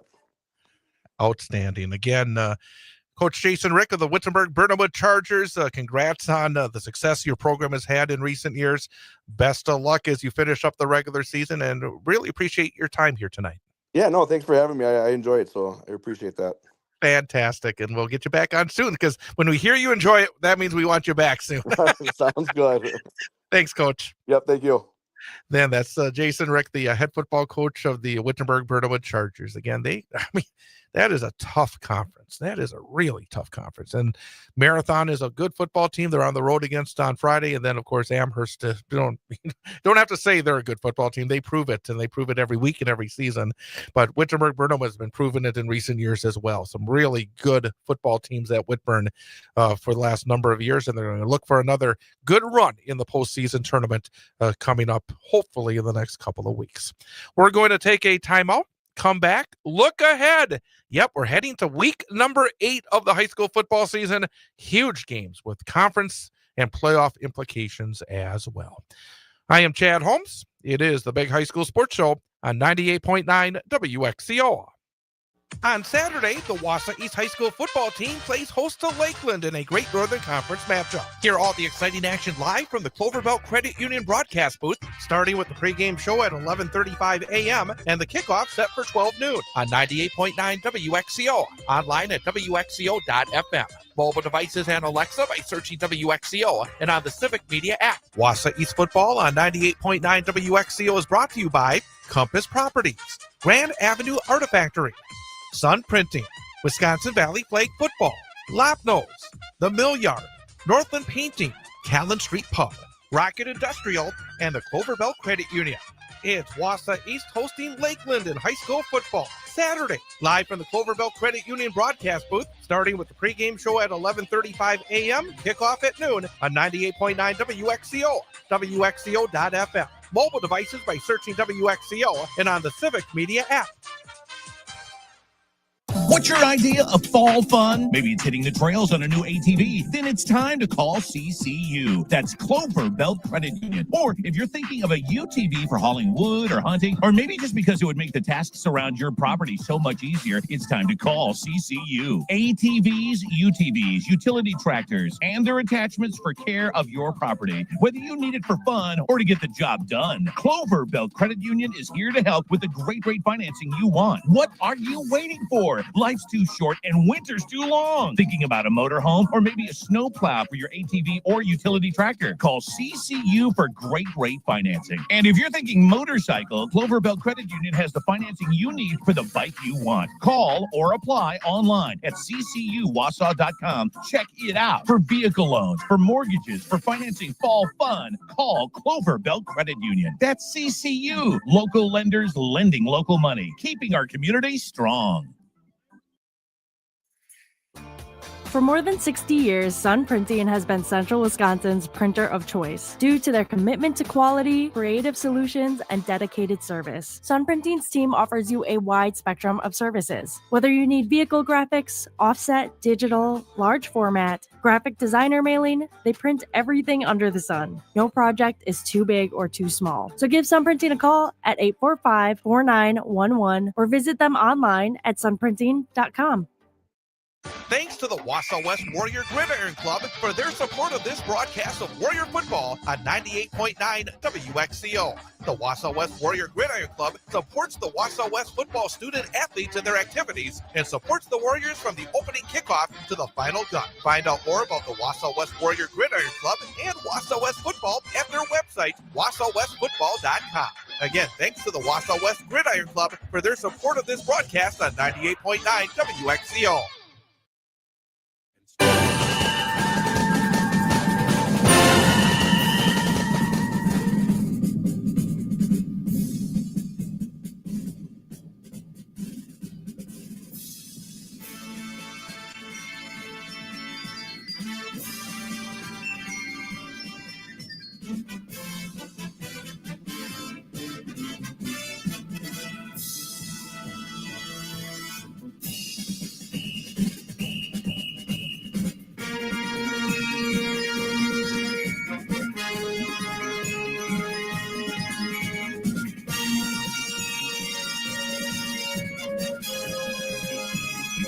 And welcome back. It is the Big High School Sports Show, 98.9 WXCO, online at WXCO.FM, mobile devices, and Alexa by searching WXCO and on the Civic Media app.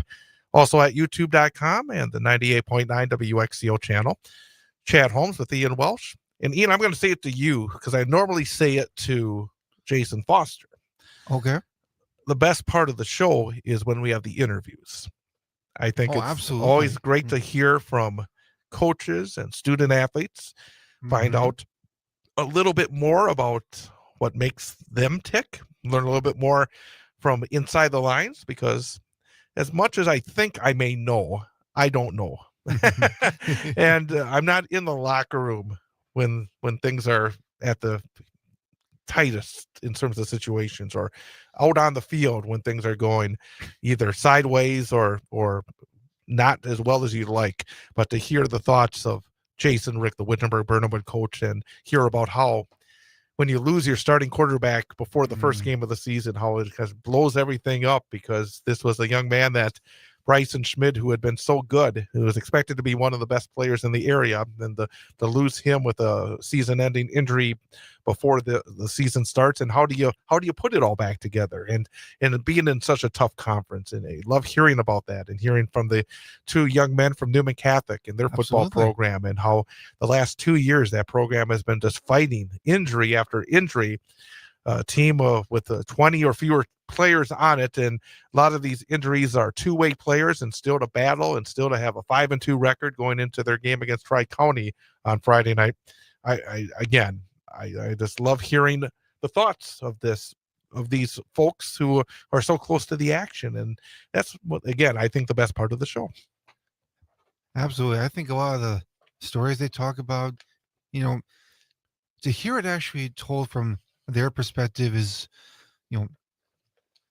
very powerful. And it really says a lot about, how they play as a team, how they work together. And even when when bad things happen, they're still able to find a way to, work through it and try to learn from those mistakes and do better next time. And that's one of the important aspects of high school sports. It's not always about winning or losing, although winning is nice. It is nice. But it's also about the game itself, playing as a team, and just the support that comes out from all the people who come to watch these games, to cheer on their families and friends, and just the whole community of high school sports is a very powerful thing. You're exactly right. And somebody I was surprised would be listening. I'm not surprised, because he had two of his players on, but Paul Micklig, the Newman Catholic coach, sent me a message that I was talking about the preliminary seedings and the playoff matrix. Well, the WIAA now has the official preliminary qualifying report out. Okay. And you can go to WIAAWI.org, go to Score Center, football database, and preliminary qualifying report. I see a lot of the numbers are similar to what we were talking about with the unofficial, but these are the official numbers. So again, go to the WIAA site and you can see some of the official numbers on where teams stand currently when it comes to the final couple of weeks before the start of the playoffs. And let's get to the field and talk about some of the action going on this weekend in high school football. Again, the pressure starting to ramp up to be still pretty nice weather-wise, it looks like, on Friday night. But we're eventually going to get some real football weather, I think. Be better than last week. It was really hot last week. So better football weather coming up on Friday. Wisconsin Valley Conference showdown in Stevens Point on Friday. The DC Everest Evergreens, the Stevens Point Panthers. Last season, they played a thriller at Steam Stadium where Everest was able to win it en route to a conference championship. Stevens Point coming off a night where they put up nearly 700 yards of total offense against Eau Claire North last week, snapping a 2-game losing streak. I was exceptionally impressed with quarterback Trent Breitbach 2 weeks ago when he faced off against Wausau West. He is a kid that can throw it and he can run it, and he's very hard to bring down when he does run it. He had just an outstanding night last week, 375 yards passing, 3 touchdowns, over 100 yards rushing. Just a kid that puts up huge numbers for DC Everest. They're going to have to find a way to slow him down. It's not going to be an easy one for the Evergreens. So Stevens Point needs a win. A win would put them in a first-place tie in the WVC with DC Everest. So again, a good one coming up on Friday at Gerke Field. Meantime, we will be at Tom Field on Friday night. The Wausau West football team taking on Eau Claire Memorial. Eau Claire Memorial in Wausau West. And the Warriors trying to bounce back from a difficult Friday in Marshfield last week.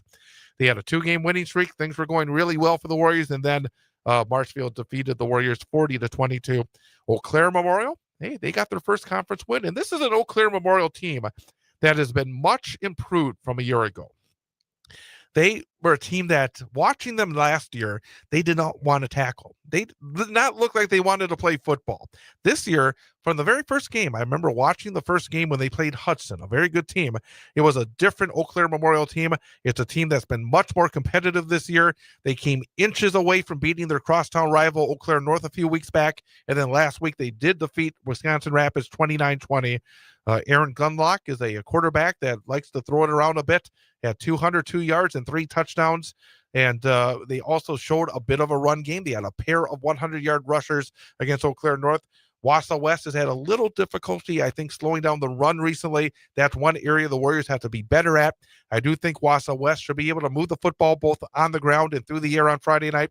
But it is a huge game for the Warriors. They come in 4-3 overall, 3-2 in the conference. They have a non-conference crossover in Week 9 at River Falls. That is a very good River Falls team. It's non-conference, but it does count in terms of playoff qualification.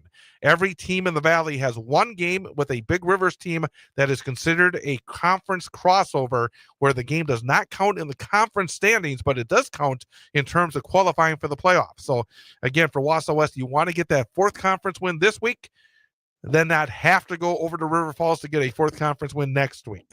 Wausau West and Eau Claire Memorial, you can hear the game live right here on 98.9 WXCO, online at WXCO.FM, mobile devices and Alexa by searching WXCO, and on the Civic Media app, starting with the pregame show at 6:35 and the opening kickoff at 7 o'clock. Also in the Valley, Marshfield, they conceivably could be in a first-place tie in the conference at the end of play on Friday. Marshfield is at Eau Claire North. Tigers are just 3-4 overall, but they are 3-1 in the WVC. So a golden opportunity for Marshfield. If they win and Stevens Point wins against DC Everest, all of those teams would be 4-1 in the conference. Eau Claire North, they are a team that has one win in the conference. They're 1-3. They're 2-5 overall. They did win their conference crossover. So in terms of playoff qualification, Eau Claire North is 2-3 in the conference. So they look at this as an opportunity to get a 3rd conference win in terms of ultimately getting to the postseason. So a vital game as well for the Huskies of Eau Claire North. The game will be played at Eau Claire North High School on Friday. And if there is a team that has got the short end of the stick when it's come to their non-conference games this year, it's Wisconsin Rapids. The Wisconsin Rapids Lincoln Red Raiders still looking for that first win of the campaign. They've had non-conference games so far this year with the Big Rivers, some of the best teams in the Big Rivers Conference, like Rice Lake. They also had an early season game. I'm trying to remember who they had the first game with, but it was, again, a very tough game. They have New Richmond coming up on Friday night. New Richmond is an outstanding football team as well.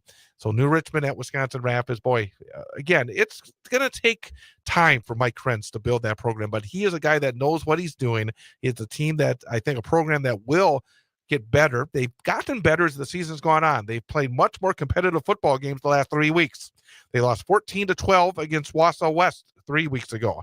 They had a 13-0 lead before falling 24-13 against Marshfield 2 weeks ago, and then 29-20 at Eau Claire Memorial last week. So again, it's a team, Wisconsin Rapids Lincoln, that has played better football recently, but still looking for that first win of the campaign.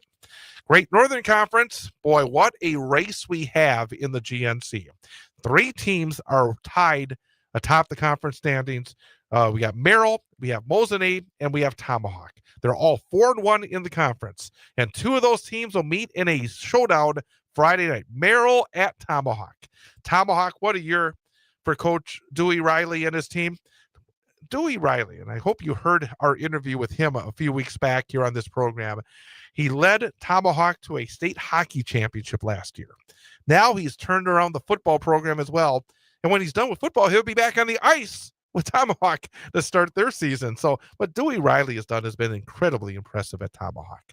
They are 6-1 overall, 4-1 in the conference. Merrill carries a 4-game winning streak. They are 5-2 overall, 4-1 in the conference. The only loss Merrill had this year was a close one on the road, 21-14 against Mosinee. Boy, I mean, this one, flip a coin. I really don't know. I think this Merrill team is playing great football. This Tomahawk team is finding ways to win, and that was a very impressive bounce back last week for Tomahawk.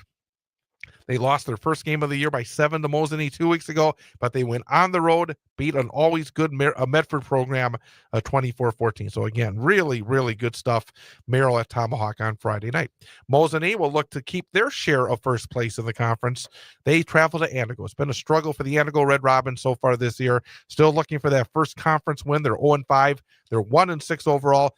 Mosinee looks like they're playing their best football of the season. The last 3 games, a win over Wausau East, a win over previously undefeated Tomahawk, and then a really good, impressive win, a big win over Rhinelander last week, 41-14.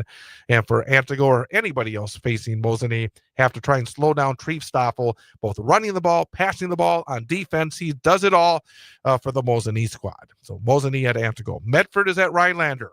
This is a huge game for both these teams. They're both 2-3 in the conference. The winner moves to 3-3 in the conference. That could be enough to get them in the postseason playoffs.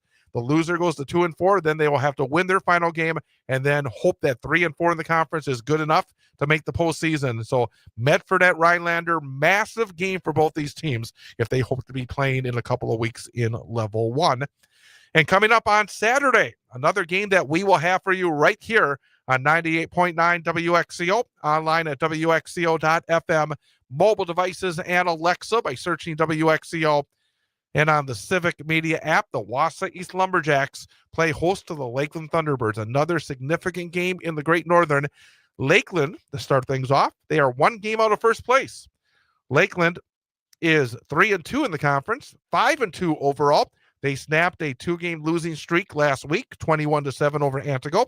They still have hopes of a conference championship. Lakeland will be in the postseason in all likelihood. They need 1 more win officially to get into the postseason. And then Wausau East. The Lumberjacks are 2-5 overall. They're 1-4 in the conference. But, as I said earlier, 3-4 in the conference can still get you in. In fact, most teams 3-4 in 11-player football will get in the postseason. Wausau East can still do it. They need to win their final 2 games. They're both at Tom Field. This week, Saturday, against Lakeland, and then in week 9 at home against Antigo. And of course, Antigo has struggled. They have not won in conference, so you have to feel pretty good if you're Wausau East in week 9. But the hurdle they have to clear Saturday will be the big one against Lakeland. So if they can beat Lakeland Saturday, puts them still in a position perhaps to get into the postseason playoffs in Division 3. So that is the Great Northern Conference.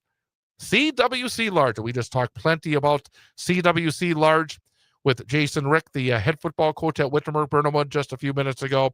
This is a terrific conference, and we got the top 2 teams getting together on Friday night. One of the games, I'm sure if you watch the TV stations, they have their games of the week.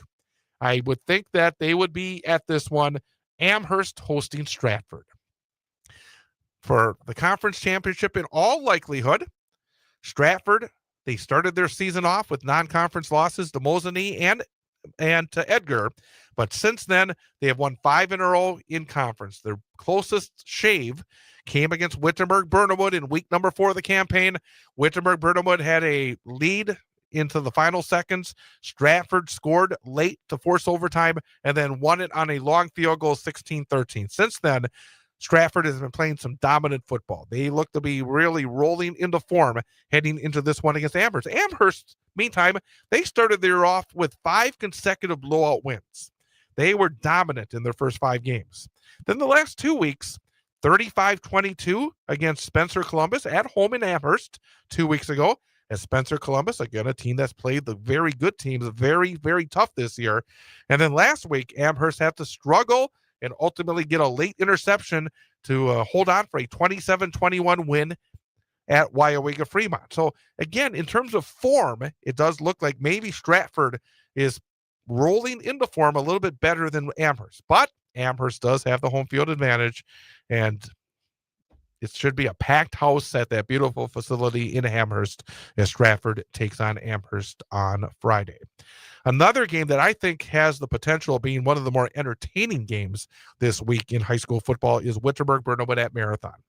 We spoke about Wittenberg-Burnhamwood plenty. They are now 4-3 overall, 3-2 in the conference. Marathon, they had a 2-game winning streak snapped in their loss at Stratford last week. Marathon 3-4, 2-3 in the conference. So Marathon still very much in the playoff race. The 2 weeks before last week, Marathon's offense had been humming. Truthers, the quarterback, and especially Garrett Bracewell, their wide receiver. Bracewell had more than 200 yards receiving 2 weeks ago when Marathon put up 50 points in their game against Wyowega Fremont. For Wittenberg-Burnhamwood, they're going to have to try to slow down as much as possible Truthers and make sure perhaps have double team often against Garrett Bracewell, a very big play receiver for the Marathon Red Raiders. That game being played in Marathon Friday night. Massive game for Wittenberg-Burnhamwood. You don't want to lose that game if you're Wittenberg-Burnhamwood, because if they do, they would be 4-4 overall, 3-3 in the conference, heading into a Week 9 game at home against right now undefeated Amherst. So again, no easy games in the CWC Large. And for Marathon, they have 2 tough games. They got to find at least 1 win and maybe 2, but I think 1 win should get them in. Marathon against either Whitburn, or then they wrap up their season against Spencer Columbus. But the good news for Marathon is that both those games will be played in Marathon. But again, that doesn't give you any points. You still have to go out there and earn it.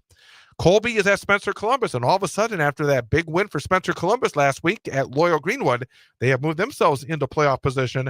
Spencer Columbus 3-4 overall, 2-3 in the conference. And again, they have played tough football all season long. Even the games they lost, they went to Stratford early this season, was tied at halftime. They played really well and tough at Amherst 2 weeks ago. And then they went to Loyal Greenwood last week and earned a big road win to put themselves back in the mix for a playoff berth. Colby, again, they've struggled. That's usually a very solid program, but they have struggled, still looking for that first conference win. But last week, they did put 33 points on the board in their game against Wittenberg-Burnhamwood. And Luke Hanula had 179 yards rushing. So, again, that's somebody that Spencer Columbus will have to keep an eye on. And then finally, Loyal Greenwood at Wyowega Fremont. Wyowega Fremont gave Amherst everything they could want and more last week before falling 27-21. For Wyowega Fremont, they need to find a couple of wins to wrap up their season to put themselves at 3-4 in the conference and put themselves in position to perhaps get a playoff berth. And Loyal Greenwood, after starting the season off at 4-0, 2-0 in the conference, they've lost 3 games in a row. Tough games. Amherst, they lost to. They lost to Stratford as well. And then not Stratford. They lost to Wittenberg-Burnhamwood 2 weeks ago, 19-16. And then they lost last week to Spencer Columbus. But the problem is for Loyal Greenwood, if they don't win this week, then they have to go to Stratford, actually, to wrap up the season. And you don't want to have that game be the ultimate game to get you in the playoffs, because if they don't win this week against Wyowega Fremont on the road, they would be 2-4 in the conference, and then they would have to go to Stratford next week, and in all likelihood have to win that game in order to make the playoffs. So after a great start for Loyal Greenwood, all of a sudden things have gotten much more hairy with 2 road games to finish up their season. Then you have the Merriwood CWC, Thursday night game, Edgar at Pacelli. And Edgar, undefeated, heading towards, perhaps a run. They are in Division 6 this year, however. They did move up a division, make it more difficult when the postseason gets underway, but they appear to be on their way to another conference championship. Pacelli Cardinals 2-3 in the conference. They got to find a way to earn another win to perhaps earn themselves a spot in the postseason. It will not be easy at Gerke Field on Thursday against a very tough Edgar team. Then you have Assumption at Auburndale. Assumption in their final year in 11-player football. They're going to the 8-man route next year, and they need another win to perhaps earn themselves a spot in the playoffs. It will not be easy at Auburndale. Boy, Auburndale had one of the more impressive wins last week when they defeated previously undefeated in conference Abbotsford 42-0. So Auburndale, their only blemish this year, a loss against Edgar, 6-1 overall, 4-1 in the conference. Nathan Van Wy has had a huge season for Auburndale. He had 224 yards rushing last week on just 11 carries. I mean, that young man has been doing fantastic work all season long. And if Assumption has any hopes of trying to get a W against Abbotsford, I should say against Auburndale, they're going to have to slow down Nathan Van Wy. So again, that is going to be a tough one for the Assumption Royals as they try to find that third conference win to perhaps get themselves in the postseason playoffs. Also in the Merriwood CWC, you have Iola Scandinavia at Pittsville. Pittsville, the last couple of weeks have started to show signs of life. They had a real rough start. 2 weeks ago, they put up 42 points in a 50-42 loss against the Abbotsford Falcons. And then we had last week, they were able to win, knocking off the Pittsville. Actually, they won last week, Pittsville, by a score of 30-6 against Assumption. Dawson Luther has been terrific for the Panthers. 2 weeks ago in that game against Abbotsford, he had one of the monster games of the season. He ran for 389 yards and 5 touchdowns in that game. And so, again, Dawson Luther is definitely someone to keep an eye on for the Pittsville Panthers in that game against Iola Scandinavia. Pittsville wins that game. That would be their third conference win, and they would be perhaps in line to earn themselves a playoff berth. Abbotsford will not be playing this week. This is the week they were supposed to play Rothschild in conference. They initially had a makeup game against Kenosha St. Joseph, one of the top-ranked teams in the state, but that game has been canceled as well. And then as we look at 8-player football, the Newman Cardinals and Tri-County, game being played down in Plainfield, a big one for both teams as they play their final game. Again, for 8-player football, this is the final game of the regular season, and a home playoff game could be on the line for both these teams on Friday. They're both right now, as you look at the WIAA 8-player preliminary field, right now, if the season ended, they have Newman Catholic as number 14 of the 32 teams making the postseason. That means Newman would get a home playoff game. Tri-County, number 18 among the 32 that would make the playoffs, and they would be on the road. But if Tri-County beats Newman, obviously that would affect the way that the playoff field is ultimately divvied out at the end of play this weekend. So Newman Catholic at Tri-County, an early game with significance for the playoffs, and Newman Catholic at Tri-County will be heard on the Sports 2 stream of WXCO.FM and the Civic Media app, starting with the pregame show Friday night at 6:40 and the opening kickoff at 7 o'clock. That game will also be airing on a tape delay basis following the Wausau West game here on 98.9 WXCO. Marion Tigerton will look to complete a conference championship. They travel to Wild Rose, and also Alman Bancroft is at Wabeno Leona in the CW8, involving teams in the CW8, I should say, because Alman Bancroft is getting a makeup game for a forfeit. 2 of the teams, in fact, to wrap up the season, not playing in that conference, and that's never a good sign. And then finally, Northwoods East 8, Athens, a team that is 13th in the 8-player projections going into the final week of the season, and they would love to get a W, and in all likelihood have a home game next week in the playoffs. They will host Rib Lake. You got Phillips at Hurley and Prentice at Flambeau as well, involving teams in the East 8. And Prentice is a team that has a tough one against Flambeau, because Flambeau is the number 1 team listed in the preliminary qualifying report at WIAAWI.org. So again, you can get all the 7 divisions, 11-player, the 8-player preliminary qualifying report. See where your favorite team is lined up right now in terms of potential playoff seeding at WIAAWI.org. Go to Score Center, Football Database, and Preliminary Qualifying Reports. Just to recap the 3 games that we will have for you this weekend here with WXCO. Friday night, a pair of games. Wausau West hosting Eau Claire Memorial. Homecoming for the Warriors, 6:35 for the pregame, 7 o'clock for the opening kickoff, live on 98.9 WXCO, online at WXCO.FM, mobile devices and Alexa by searching WXCO, and on the Civic Media app. Friday night, Newman Catholic at Tri-County. Massive game in 8-player. 6:40 for the pregame, 7 o'clock for the opening kickoff. Live on the Sports 2 stream of WXCO.FM and the Civic Media app, and on tape delay following the West game on 98.9 WXCO. And playoff hopes must win for Wausau East Saturday. Lumberjacks need a win Saturday, need a win next Friday in order to have any chance for a postseason berth. Saturday, Wausau East hosting Lakeland. 12 noon kickoff, 11:35 a.m. for the pregame on 98.9 WXCO, WXCO.FM, mobile devices, and Alexa by searching WXCO and on the Civic Media app. Ian, thank you. You're welcome, Jen. And it's always interesting when you're flying a Soul. And so it's not a bad thing. It's just, more. it's a lot of talking. It's more interesting when Jason Foster is here, and he'll be back with us next week. We'll have a coach guest. We'll have a student athlete guest. We will have brackets for the 8-player football playoffs. We will be heading into the final week of the 11-player regular season, so a lot on the plate next week, 6 till 8 p.m. Big high school sports show here on 98.9 WXCO. So again, thanks for joining us. We'll catch you next week, and also tune in for our 3 games coming up on Friday and Saturday here on 98.9 WXCO.